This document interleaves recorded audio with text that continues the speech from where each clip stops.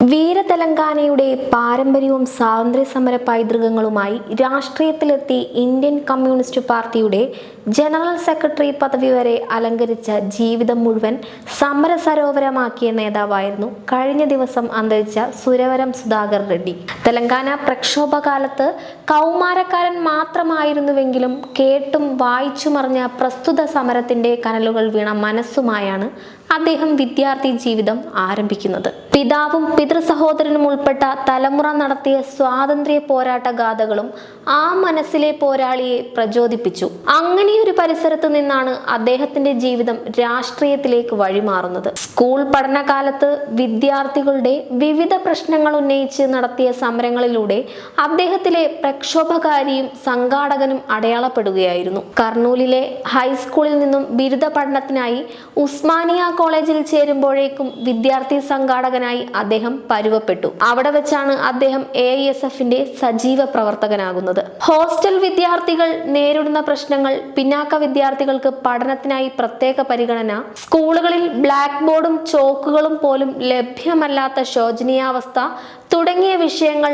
ഉന്നയിച്ചുകൊണ്ട് അദ്ദേഹത്തിന്റെ നേതൃത്വത്തിൽ വിദ്യാർത്ഥി സമരങ്ങൾ സംഘടിപ്പിക്കപ്പെട്ടു. വിദ്യാർത്ഥിയായിരിക്കെ അവിടെ നിന്ന് ആരംഭിച്ച പൊതുജീവിതമാണ് AISF, AIYF, BKMU, CP സംസ്ഥാന ദേശീയ ഭാരവാഹിത്വങ്ങൾ വഹിച്ച് പത്രപ്രവർത്തകൻ, പരിഭാഷകൻ, പ്രഭാഷകൻ, ജനപ്രതിനിധി എന്നിങ്ങനെ വ്യത്യസ്ത മേഖലകളിൽ മുദ്ര ചാർത്തി കഴിഞ്ഞ ദിവസം കടന്നുപോയിരിക്കുന്നത്. വിദ്യാർത്ഥി യുവജന സംഘടനകളുടെ ദേശീയ നേതൃത്വത്തിൽ വരെ പ്രവർത്തിച്ച് ആന്ധ്രാപ്രദേശിലേക്ക് തിരിച്ചെത്തിയ അദ്ദേഹം കർഷക തൊഴിലാളി സംഘടനയാണ് തന്റെ പ്രവർത്തന മേഖലയായി തെരഞ്ഞെടുത്തത്. ഭൂപ്രഭുക്കന്മാരുടെയും നാട്ടുപ്രമാണിമാരുടെയും കൊടിയ ചൂഷണത്തിന് വിധേയമായിരുന്നു അക്കാലത്ത് കർഷക തൊഴിലാളികൾ. അവരുടെ ജീവിത നിലവാരം മെച്ചപ്പെടുത്തുന്നതിനും കിടപ്പാടം ലഭ്യമാക്കുന്നതിനും വേണ്ടിയുള്ള സമരങ്ങൾക്ക് അദ്ദേഹം നേതൃത്വം നൽകി. CP സംസ്ഥാന അസിസ്റ്റന്റ് സെക്രട്ടറി എന്നീ ചുമതലകൾ വഹിച്ച ശേഷം വീണ്ടും ദേശീയ നേതൃത്വത്തിൽ എത്തുകയും പാർട്ടിയുടെ ഡെപ്യൂട്ടി ജനറൽ സെക്രട്ടറി എന്നീ ചുമതലകളിലേക്ക് നിയോഗിക്കപ്പെടുകയുമായിരുന്നു.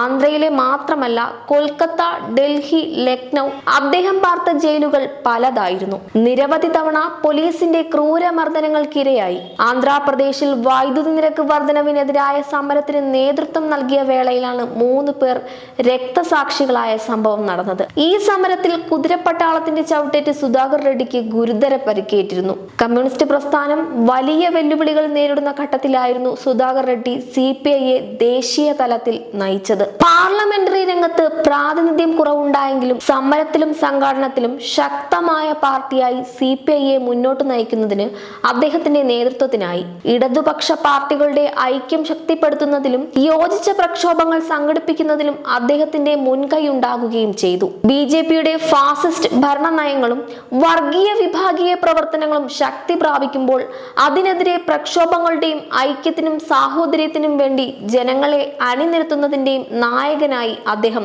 നിലയുറപ്പിച്ചു. ജനകീയ പോരാട്ടങ്ങളിലൂടെ പാർട്ടിയെ ശക്തിപ്പെടുത്തുന്നതിനുള്ള പ്രവർത്തനങ്ങളും അദ്ദേഹത്തിന്റെ നേതൃത്വത്തിലുണ്ടായി. അതുകൊണ്ട് തന്നെ സുധാകർ റെഡ്ഡിയുടെ സ്മരണകൾ ഇനിയുള്ള പ്രവർത്തനങ്ങളിലും പോരാട്ട വഴികളിലും വെളിച്ചം പരത്തും.